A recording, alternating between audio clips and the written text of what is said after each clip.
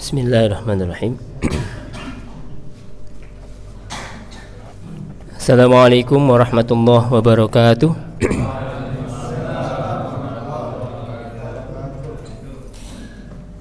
Alhamdulillah. Alhamdulillahi rabbil alamin. Salatan wassalaman ala nabiyyina Muhammadin wa ala alihi wa ashabihi wa man tabi'ahum bi ihsan ila yaumiddin. Jamaah salat isya dan tarawih yang semoga panjenengan semua selalu dalam rahmat Allah Subhanahu wa taala. Amin. Ada satu ayat yang kita sudah sangat familiar sekali. Setiap Ramadan mesti diulang. Al-Baqarah 183.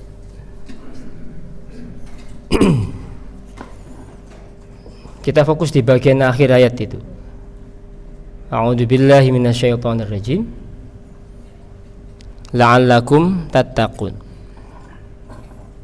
Diwajibkan orang-orang beriman berpuasa sebagaimana diwajibkan bagi kaum-kaum terdahulu. La'alla itu harfut tamanni, huruf untuk ar-raja, harapan, semoga. Jadi kalau orang Arab berbicara dengan sesama orang Arab, la'allaka tarudho, la'allaka tafroh, itu harapan semua. Semoga panjenengan ridho, semoga panjenengan berbahagia. Itu begitu. Tapi kalau yang berbicara itu, yang berfirman itu Allah, maka itu bukan harapan, tapi jaminan. Pasti. Maka kalau Allah Subhanahu wa ta'ala berfirman, diwajibkan kalian berpuasa,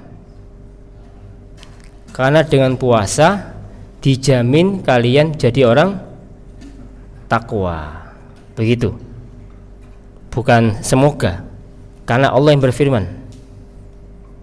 Tentu tutup kurung tanda bintang. Syarat dan ketentuan berlaku. Jelas, karena tidak semua puasa menghasilkan takwa. Kita pakai pendekatan ayat, munasabatul ayat. Kita pindah ke Ali Imran 123. A'udzubillahi minasyaitonirrajim.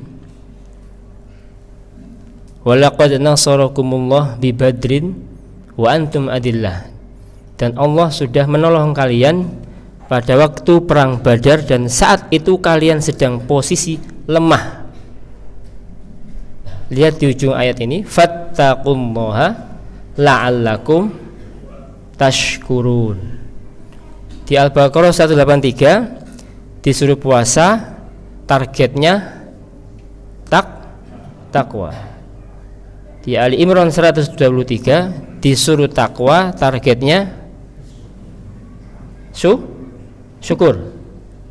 Perhatikan kronologisnya ya. Disuruh puasa supaya takwa, disuruh takwa supaya syukur. Berarti takwa sama syukur lebih tinggi mana makomnya? Tinggi mana, Pak? Syukur. Takwa sama puasa tinggi mana? Ini takwa, karena targetnya takwa. Syukur itu biasanya padanannya apa, Pak? Syukur itu padanannya apa biasanya? Sabar. Nah, sabar itu bagian dari puasa, betul? Tinggi. Karena memang orang puasa itu menahan diri supaya tidak melakukan hal yang dilarang oleh agama. Orang Arab itu kalau menyebut, kalau punya buahnya itu kemudian diimbu itu bahasa Jawa, bahasa Indonesia diperam, betul? Diperam. Maka orang Arab menyebutnya musabaroh, ditahan, musabaroh, musabaratul fawakih, buah itu diperam, ditahan. Akarnya sama, musobaro itu ada sodnya, ada baknya, ada roknya. Sobar. Maka puasa itu identik dengan sabar. Kalau kita lihat tadi susunan ayat, sabar karena identik dengan puasa, terus bandingkan dengan syukur, dua-duanya baik. Tapi kalau dibandingkan sabar sama syukur, mana yang lebih aula, yang lebih afdol itu yang mana?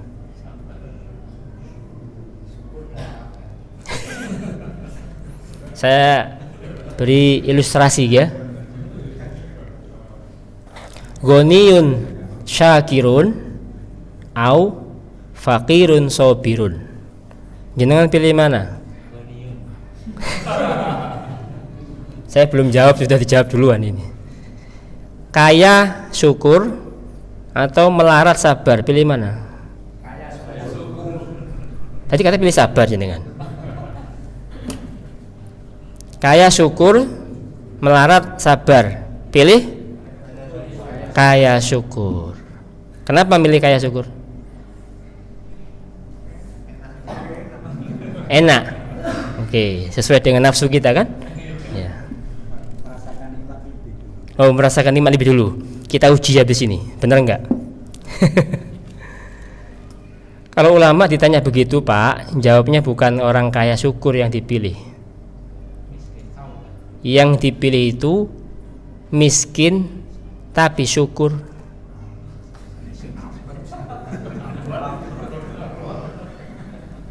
Miskin tapi syukur. Tidak terbayang jawabannya ya. Dan tidak ada jawaban tadi. Jawab jawabannya. Tapi itu jawaban para ulama. Coba sekarang kita kuliti. Kenapa kok orang yang miskin syukur lebih baik dari orang kaya syukur? Orang kaya syukur itu wajar mboten? Wajar mboten? Wajar. Orang kaya wajib syukur enggak? Wajib. Karena tidak ada opsi lain kecuali syukur. Karena kalau enggak syukur, lain syakartum wala in kafartum. Berarti tidak ada opsi lain. Orang kaya itu opsinya cuma satu, syukur. Nggak ada opsi lain. Kalau dia ambil opsi kufur, bahaya. Sekarang orang melarat dan yang sejenisnya, Pak ya, melarat dan kena musibah, melarat dan kawan-kawan ya pokoknya ya. Melarat sabar itu biasa mboten? Melarat sabar biasa mboten? Ada nggak opsi bagi orang melarat selain sabar? Itu pertanyaannya. Jangan jawab saja. Orang melarat itu ada nggak opsi lain selain sabar? Ada. Pusing itu akibat, Pak. Orang melarat itu opsinya sama dengan orang kaya, hanya satu opsinya, sabar, nahan supaya dia nggak sambat, betul? Lisan nggak sambat, hati nggak suudon, fisik nggak bunuh diri. Nggak seperti orang yang saya lihat di stiker orang yang naik becak motor, kalau nggak salah itu saya lihat tulisannya lucu, Pak. Agak ketawa ya, seakan takut dosa saya ketawa itu. Tulisannya begini, kesel melarat katanya. Kesel melarat berarti sudah capek dia pingin sugih tapi nggak tercapai. Akhirnya nulis stiker kesel melarat. Tambah ngenes nggak orang ini? Tambah ngenes. Berarti Bapak Ibu, orang melarat itu opsinya cuma sabar, nggak bisa ada opsi lain. Emang ada orang melarat sombong? Oh ada, Pak ya? Ada ya? Di sini ada?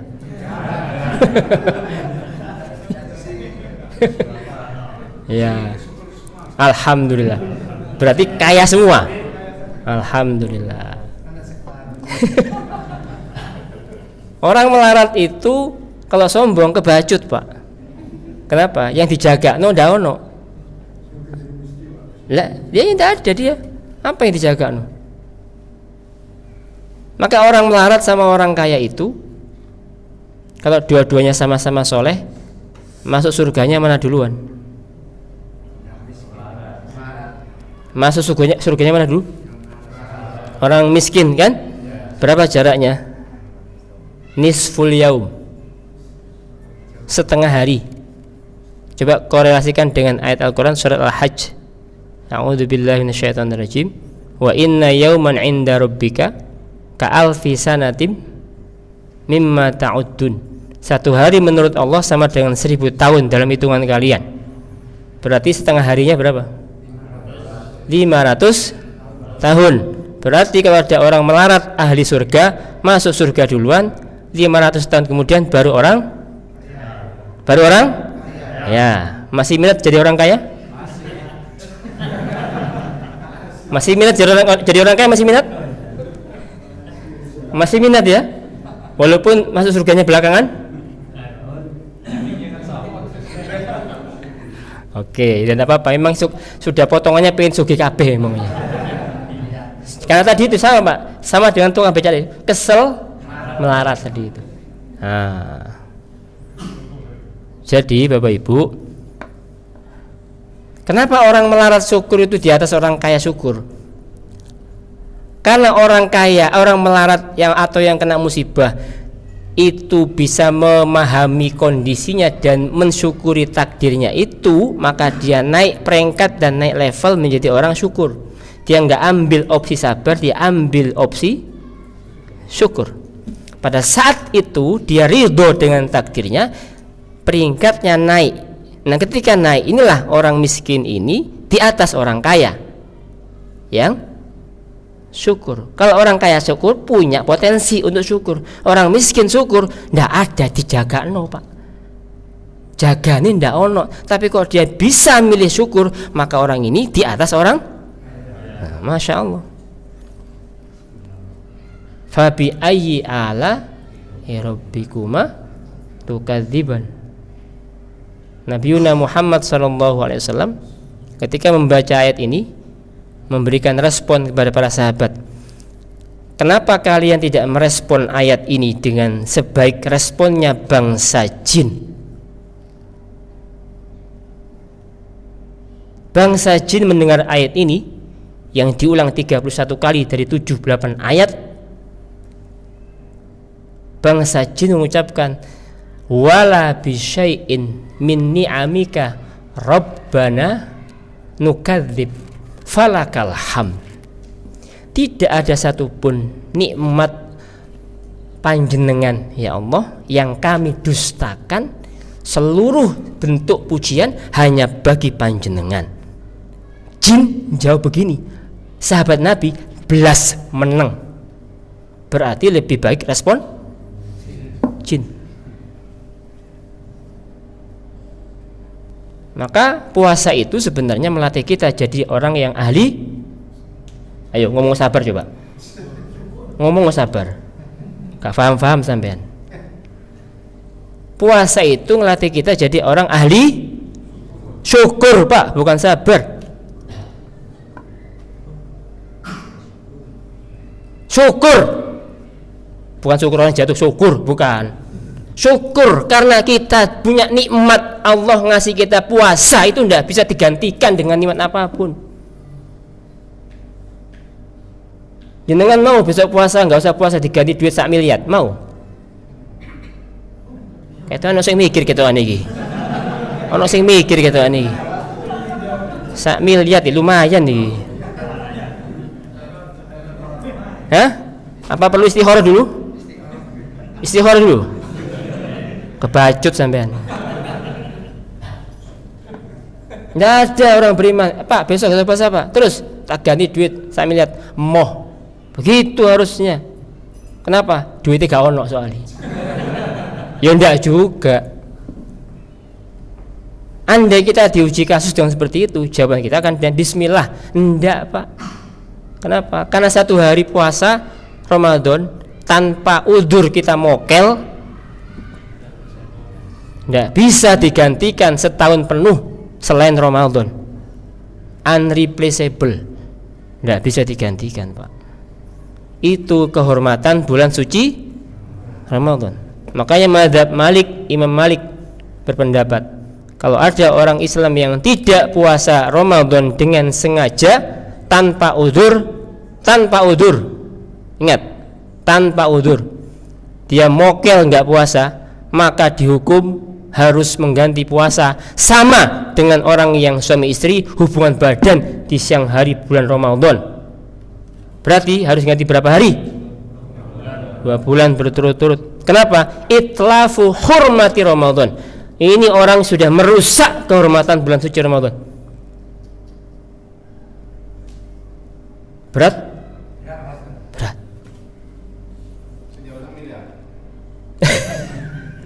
Malah tidak mikir itu, Pak. Tidak mikir. Maka kita sayang sama saudara kita yang warung kopi tetap buka tapi sikil akeh itu. Itu kasihan, Pak. Cobalah buat gerakan, buat selebaran gitu. Bagikan ke setiap owner dari warung kopi. Kasih. Jangan buka peluang untuk orang mokel gampang, Pak. Dosanya besar. Kita nggak marah, kasihan.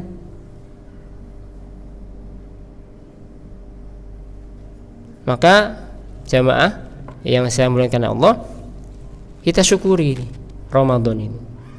Semoga nanti sampai kita selesai Ramadan tetap kita bersyukur terus dengan cara mengganti kerinduan kita dengan Ramadan dengan puasa Syawal. Terus ganti lagi dengan Senin, Kamis, ganti lagi dengan 3 hari setiap bulan atau Ayyamul Bid. Nah, subhanallah. Maka ibadah itu konteksnya syukur, bukan konteksnya terpaksa. Maka kalau saya tanya lagi, besok puasa apa enggak? Kalau enggak puasa ditambah duit 1 miliar, jawabnya gimana? Oh, sudah berhasil, lulus. Alhamdulillah, Masya Allah. Mari kita lanjutkan syukur kita kepada Allah di hari-hari terakhir ini, hari-hari liburan, apalagi Allah kasih nikmat lagi ini, Lailatul Qadar. Masya Allah, Masya Allah. Fabi ayyi ala rabbikuma tukadziban. Wallahu a'lam bishawab. Wassalamualaikum warahmatullahi wabarakatuh.